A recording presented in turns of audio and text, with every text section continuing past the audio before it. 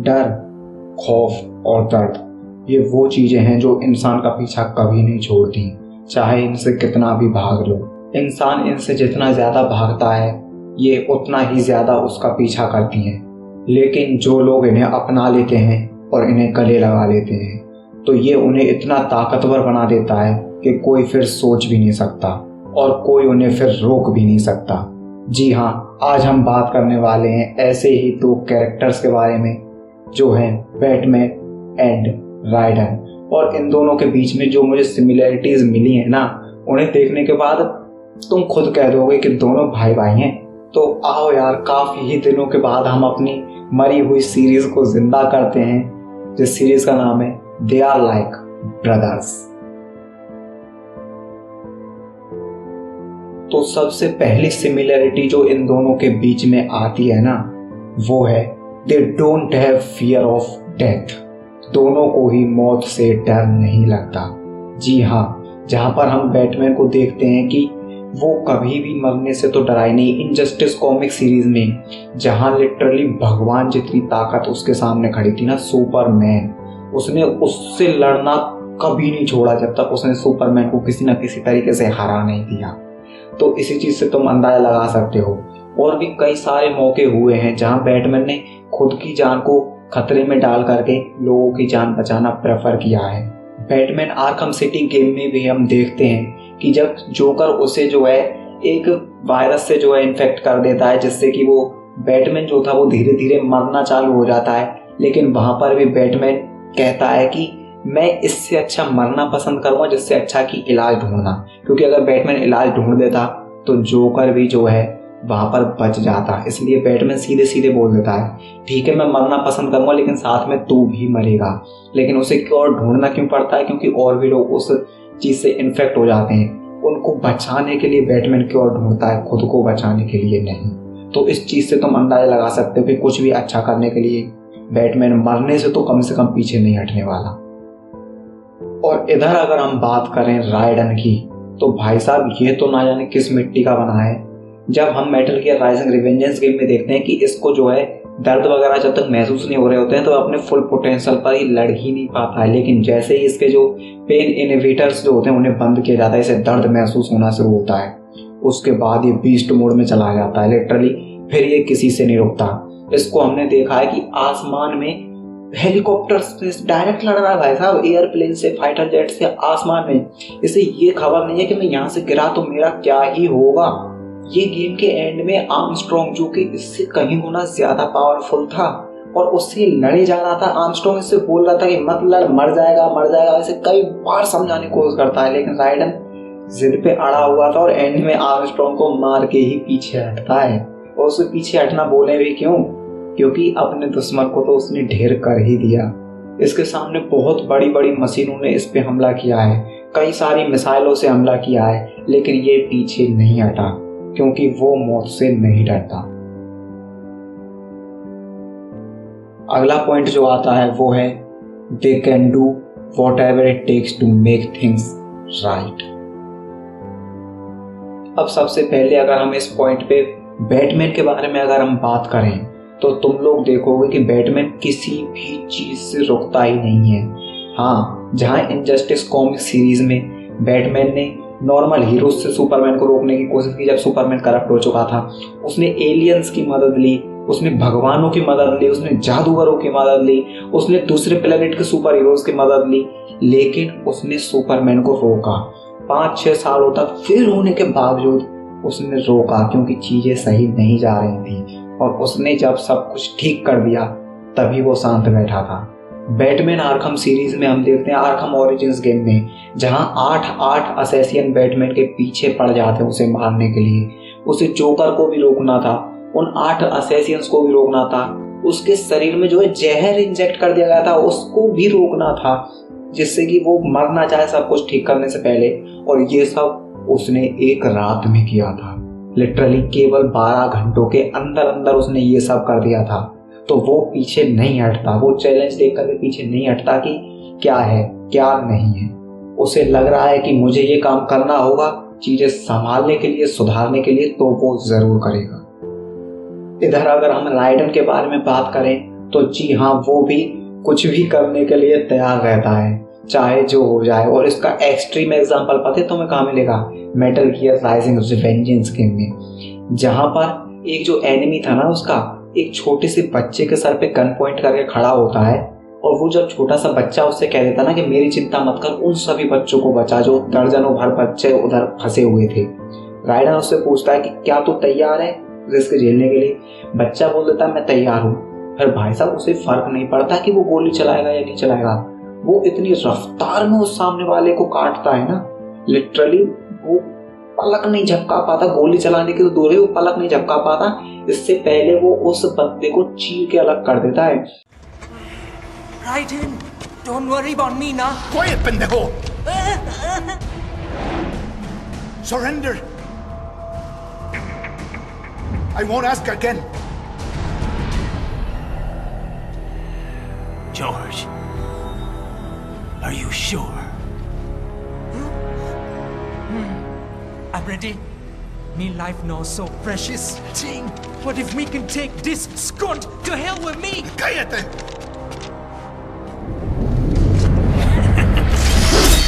That's all I needed to hear. Stop it! Now! I'll kill him, I swear!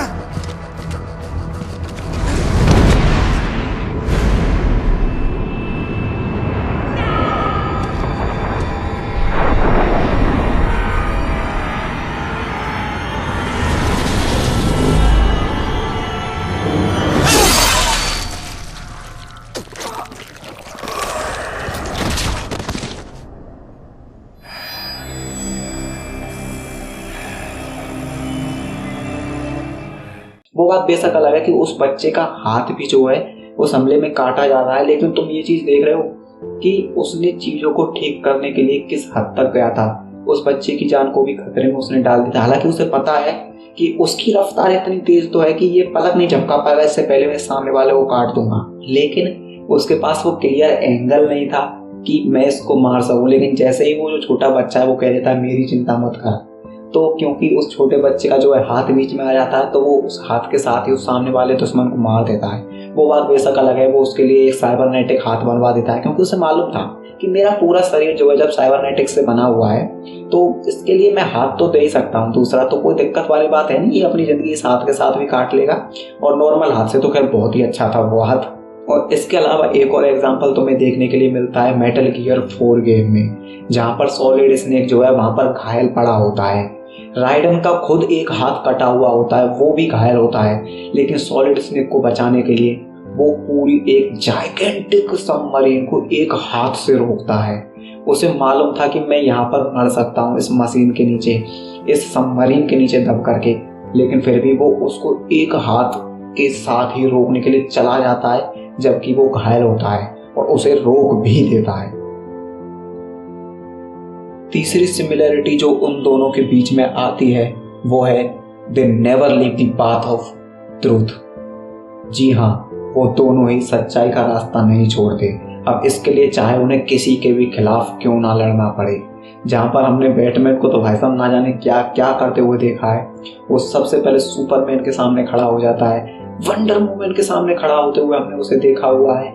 अबे और छोड़ो, dark side के सामने खड़े होते हुए देखा है। लिटरली डार्क साइड चाहे तो कितनी सी ही देर लगाएगा बैटमैन को मारने में, पता नहीं लगेगा बैटमैन को, लेकिन उसके बावजूद भी वो उसके सामने खड़ा हो जाता है, क्योंकि उसे मालूम है कि इसे रोकना होगा वरना ये बकचोदी कर देगा।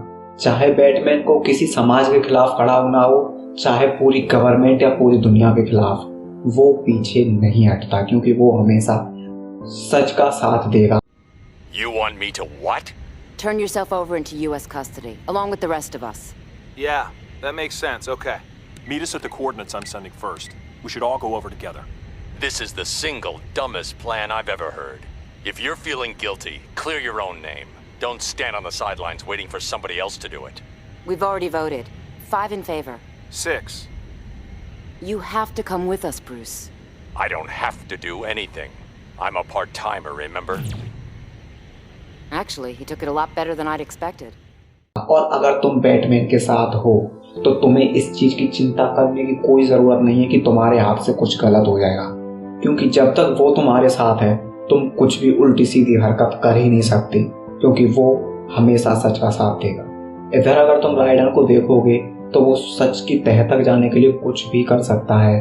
वो बहुत ही बड़ी बड़ी एजेंसी से टकरा देता है जिनमें लिटरली गवर्नमेंट जितनी पावर थी, उनसे वो यूं ही टकरा जाता है। और एक एजेंसी से नहीं, एक साथ 2 एजेंसी से, और उसी बीच में वो जो है गवर्नमेंट से पंगा ले लेता है, और उसी बीच में जो है वो एक देश में बिना किसी आईडी पासवर्ड के घुस जाता है।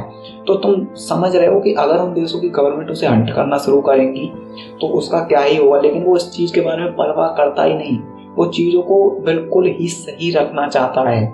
उसे फर्क नहीं पड़ता इस चीज़ के लिए वो उसे कितनी हदें पार करनी होगी।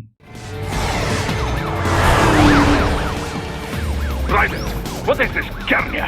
You cannot resign! Sorry, Boris, it's done. Can't have a Maverick employee involved in a corporate raiding now, can we? You could at least come talk to me. No. It was time to break away from the old team, Boris. Past time. You cannot take on Marshall all by yourself. I won't sit by while they butcher little kids and ship their parts around like meat. It's sick. It's not all so simple, Ryder. They import those brains legally. For medical purposes, it's all done. Being legal doesn't make it right. Ryder, Hold that thought. They both have traumatizing pasts. जी हाँ, दोनों का ही past जो है बहुत ही ज़्यादा trauma से भरा हुआ है। जहाँ हम एक तरफ देखते हैं बैटमैन जिसके सामने ही उसके माता पिता को एक गली में बहुत ही गंदी मौत मार दिया गया था। वहाँ पर ब्रूस वेन भी मरने वाला था, लेकिन तभी जो है वो जो चोर है या जो भी वो थीफ था, जो मर्डर था, वो वहाँ से उसको यूं ही छोड़ के चला जाता है। उसके बाद उसे जो है काफ़ी ही ज़्यादा प्रॉब्लम्स हुई थी अपनी ज़िंदगी में आगे बढ़ने पर, और उसके विलन्स भी जो थे ऐसे ही आए थे कि जो है उसे मेंटली और इमोशनली ज़्यादा तोड़ते थे बजाय फिजिकली, क्योंकि फिजिकल चोटों को इंसान हील कर सकता है, मेंटली और इमोशनली चोटों से बचना आसान नहीं है। और इधर अगर तुम राइडन की ज़िंदगी में देखोगे तो इधर तो भाई साहब भौकाल ही मचा हुआ है। सबसे पहले तो उसके माता पिता बचपन में मारे गए, उसे एक बंदे ने गोद ले लिया जिसने कि उसे लोगों का मर्डर करना सिखाया, लोगों को बेरहमी से मारना सिखाया। उसके बाद जो है उसको ब्रेन कंट्रोल किया गया था, जिससे वो प्यार करता था उसने उसे धोखा दिया था। फिर उसने उसके बाद भी जो है उस अपनी जो गर्लफ्रेंड थी उसे माफ़ किया, उसे फिर से अपनाया, लेकिन उसके बाद भी उसे धोखा मिला। लेकिन राइडन भाई साहब कहीं भी नहीं भटका। लिटरली वो कभी भी अपने रास्ते से भटक के नहीं हुआ कि दुनिया ऐसी ही है, और वो ये वाली कहावत भी फॉलो नहीं करता कि to be insane in this insane world is to truly be sane, क्योंकि उसे मालूम है कि चाहे तुम कितनी भी पागलों वाली हरकतें क्यों ना करो, तुम्हें एंड में सच का साथ ही देना होगा। और इसी वजह से राइडन जो है कितना भी ट्रॉमेटाइजिंग पास्ट क्यों ना हो, वो हमेशा अपने रास्ते पे टिका रहता है। उसे अपने उस पिता को अपने हाथों से मारना पड़ा जिसने उसे गोद लिया था। They can break the law if it is needed. जी हाँ, दोनों के ही केस में ये चीज़ सेम है कि अगर ज़रूरत पड़े तो वो कानून के बारे में कतई भी नहीं सोचेंगे, उसे तोड़ने में मिनट लगाएंगे। यहाँ पर जो बैटमैन है वो फिर भी थोड़ा सा जो लिमिटेड रहता है, वो किसी की जान नहीं लेता है। जान लेने से पहले वो जिस तरीके से भी कानून को तोड़ना मरोड़ना चाहेगा वो करेगा, लेकिन किसी की जान नहीं लेगा। जहाँ पर तुम देखते हो दी डार्क नाइट मूवी के एंड में वो लोगों के फोन्स को जो है किसी तरीके से टेक्नोलॉजी में तब्दील कर देता है, जिससे कि ल्यूसियस फॉक्स उससे बहुत ज़्यादा गुस्सा हो जाता है कि तू भी गैरकानूनी कामों में क्यों घुस रहा है। उसके अलावा हम देखते हैं कई बार कॉमिक्स में कई बार इसने जो है गवर्नमेंट की आदेशों को जो है नकारा है। इसने जो है जब सुपरमैन ने कानून बनाए थे लिटरली धरती पे, जरा सोच के देखो, सुपरमैन ने कानून बनाया है और वो बंदा ऐसा है कि कहीं भी कुछ भी देख और सुन सकता है, उसके बाद भी बैटमैन लगातार उसके बनाए हुए कानूनों को तोड़ता चला जा रहा था। और इधर राइडन के केस में भी सेम टू सेम चीज़ है, जहां हम देखते हैं कि वो दो जो प्राइवेट एजेंसीज थी जो बच्चों के दिमागों को निकाल करके उनके ऊपर बहुत खतरनाक एक्सपेरिमेंट्स कर रहे थे, उन्हें ख़त्म करने के लिए वो पूरे के पूरे देश की आर्मी, पुलिस और जितनी भी फोर्सेस होती हैं उनको अपने पीछे लगा लेता है वहाँ के कानूनों को तोड़ने के बाद। वो एक देश में जो है बिना आईडी और पासपोर्ट के घुस जाता है, वहां जाकर के तबाही मचा देता है, वहां पर मतलब ना जाने क्या क्या नहीं कर देता है। तो ये दोनों ही ऐसे हैं कि अगर इन्हें कुछ अच्छा काम करना है और उस अच्छे काम के बीच में चाहे कोई कानून आ रहा हो या परंपरा, ये उसे तोड़ने से पहले एक बार नहीं सोचेंगे। तो इतनी सारी सिमिलैरिटीज देखने के बाद हम सेफली ये कह सकते हैं कि Raiden and Batman they are like brothers. तो ये थी मेरी राय इस टॉपिक पर। तुम इस बारे में क्या सोचते हो वो कमेंट सेक्शन में ज़रूर लिख देना। मैं जानना चाहता हूँ आखिर तुम्हें क्या लगता है इन दोनों कैरेक्टर्स के बारे में। लेकिन फिलहाल के लिए ये वाला वीडियो होता है यहीं पे खत्म। हम मिलेंगे किसी और वीडियो में, तब तक के लिए अपना ख्याल रखना, अपने अपनों का ख्याल रखना। मेरी तरफ से टाटा।